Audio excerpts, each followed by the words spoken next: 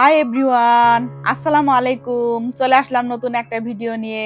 আজকে আমার বান্ধবী রিসফাহানা সাভার থেকে আসবে আমার সাথে দেখা করার জন্য। তো আমরা একসাথে খাওয়া দাওয়া করব, একটু কেনাকাটা করব। তো আপনারা একটু কষ্ট করে ভিডিওটা দেখতে থাকবেন। মিরপুর ১ এর ফ্রেন্ডস হোটেলে আমরা একসাথে হব। তো আমি আর অথই চলে এসেছি আগেই। তো এসে আমরা ভিতরে বসেছিলাম আর ইস্পাহানার জন্য ওয়েট করছিলাম যে ও আসলে আমরা খাবারের অর্ডারটা দিব। ওকে বারবার বলেছিলাম আমার বাসায় যাওয়ার জন্য, কিন্তু ও বলছে সব বান্ধবীরা একসাথে মিলে আমার বাসায় যাবে। আর এই হলো ইস্পাহানা, ও সাভার থেকে চলে এসেছে। তারপর ও আসার পরে আমরা ভিতরে যে বসলাম, গল্প করছিলাম আর খাবারের জন্য অর্ডার করেছিলাম। যেহেতু সকালের দিকে ছিল, তো আমরা অর্ডার করেছিলাম পরাটা, তন্দ্রি রুটি, তারপরে নেহারি, স্যুপ। এগুলা স্যুপ ছিল অথয়ের জন্য, আর নেহারি নিয়েছিলাম আমার আর ইস্পাহানার জন্য। ফ্রেন্ডস এর খাবারগুলো আসলে অনেক মজার। এর আগেও আমি অনেকবার খেয়েছি, যতবারই খাই ততবারই খেতে ভালো লাগে।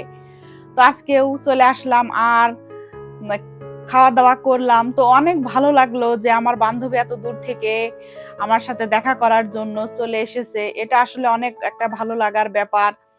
তারপরে আমরা আবার একটু চাও খেলাম। অথই যেহেতু খায় না, আমি আর রিসফাহানা ২ কাপ চা নিয়েছিলাম। আর ফ্রেন্ডস এর চা তো একদম অতুলনীয়। যারা একবার খাবে তারা বারবার খেতে চাবে। তো চা খেতে খেতে আমরা আবার অনেক সুখ দুঃখের গল্প করলাম। তো খাওয়া দাওয়া শেষ করে ওখান থেকে এখন চলে যাব মার্কেটে। প্রথমেই চলে আসলাম হেজাবের দোকানে, কারণ হেজাব লাগবে। আমাদেরই ইউনিয়নের যে শাড়ি, ওইটার জন্য হেজাব লাগবে। তো আমি এসে যে স্টেপ, যে ২টা কালারের হেজাব দেখা যাচ্ছে, এটা আমার কাছে খুবই ভালো লাগলো। আর আমাদেরই ইউনিয়নের জন্য এই হেজাবটাই পারফেক্ট। এটা কালার একদম মিলে গেছে। তো আমি এই হেজাবটা নিয়ে নিলাম। কিন্তু কথা হচ্ছে যে আমি যে ২টা স্টেপ কালারের হেজাব দেখেছিলাম, এই ২টার মধ্যে আমার পছন্দ হয়েছিল অরেঞ্জটা, আর অন্যটা পছন্দ হয়েছিল অথর। কিন্তু আমার অরেঞ্জটাই বেশি ভালো লেগেছিল। তো আমি নেভি ব্লু আর অরেঞ্জ স্টেপ এই হেজাব ২টাই নিয়ে নিলাম।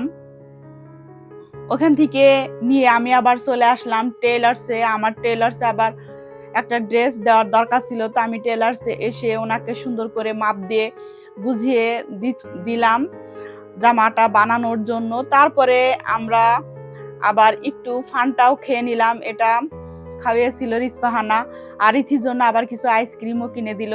তো এখানে বসে আমরা কতক্ষণ গল্প করলাম। গল্প গুজব করে রিসফাহানা এখন চলে যাবে ওর বাসায়, আর আমিও চলে আসব আমার বাসায়। এখন আমি আমার ভিউয়ার্সদের কাছ থেকে বিদায় নিয়ে নিব। আল্লাহ হাফেজ।